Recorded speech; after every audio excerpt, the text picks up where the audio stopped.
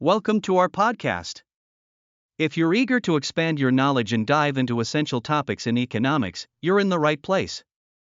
Here, we're dedicated to making learning engaging and accessible for everyone.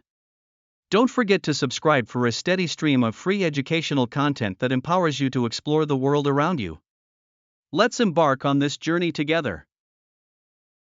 Today, we're exploring the intriguing world of competition and markets. Competition is not just a buzzword, it's the driving force that makes markets function effectively. When businesses compete, they strive to win over customers by improving their products and services. This battle for the consumer's attention fosters innovation, efficiency, and an overall enhancement in quality. Let's break down the essential concepts of competition and how it impacts the economy. First, let's look at what markets are. At their core, markets are the venues where buyers and sellers interact to exchange goods and services. The beauty of competitive markets lies in the benefits they provide to consumers: lower prices, a wider array of choices, and higher quality of products. The economy flourishes when competition drives productivity and growth. A pivotal concept we need to understand is the structure of competition in these markets. For instance, perfect competition represents an ideal market structure, though it's rare in the real world. In a perfectly competitive market, multiple buyers and sellers are present, the products are identical. Think about agricultural products like wheat. Buyers possess complete information and can move freely in and out of the market without any barriers. Here, firms are considered price takers, they have no control over the price and must accept the market price determined by supply and demand. Even though perfect competition is not commonly found, it serves as a standard to gauge other market structures and highlights the advantages of competition, such as efficient resource allocation and consumer sovereignty. Moving on, let's discuss monopolies, which are the opposite of competition. Monopolies occur when one company becomes the sole provider of a particular product or service, which means they can dictate prices. This lack of competition often results in inflated prices and poorer quality. Natural monopolies, such as water or electricity providers, emerge because it would be inefficient to have multiple companies vying to provide these services. Typically, governments regulate monopolies to protect consumers and ensure fair pricing. This leads us to antitrust laws, which are used to prevent monopolies from forming in the first place and to foster competition. Antitrust laws aim to prohibit practices that may harm competition, like price fixing or other forms of collusion. Next, we encounter a common market structure known as monopolistic competition. In this scenario, many firms offer differentiated products instead of identical ones. Think of restaurants or clothing brands. While each firm has some market power due to product differentiation, the presence of multiple competitors limits this power. Monopolistic competition allows for innovation and variety, as firms strive to distinguish their offerings. However, that also means consumers may face higher prices and increased advertising. Now, let's turn our attention to oligopolies, where a few large firms dominate the market, for example, in the airline or automotive industries. These firms closely monitor each other's actions. If one lowers their prices, the others may be compelled to follow suit. Oligopoly presents unique challenges since barriers to entry are typically high, making it hard for new competitors to emerge. While competition exists among the few, it can also result in higher prices than in more competitive markets. Interestingly, collusion, or secret agreements to fix prices, is illegal as it prevents fair competition. The interplay of market forces can indeed lead to innovation and efficiency despite the limited number of players. As we think about why competition is essential, let's consider the many benefits it provides to consumers.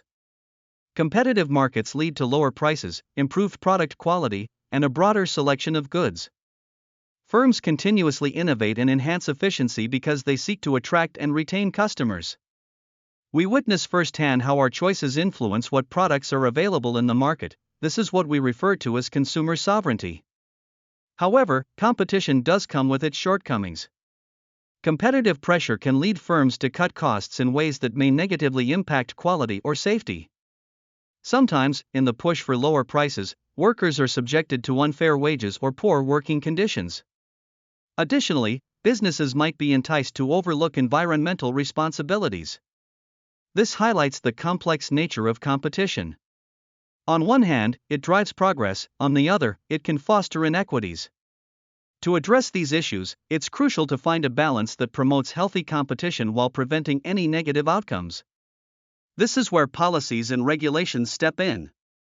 One significant aspect of market dynamics is the concept of barriers to entry. Barriers are obstacles that hinder new firms from entering a market, often protecting existing players.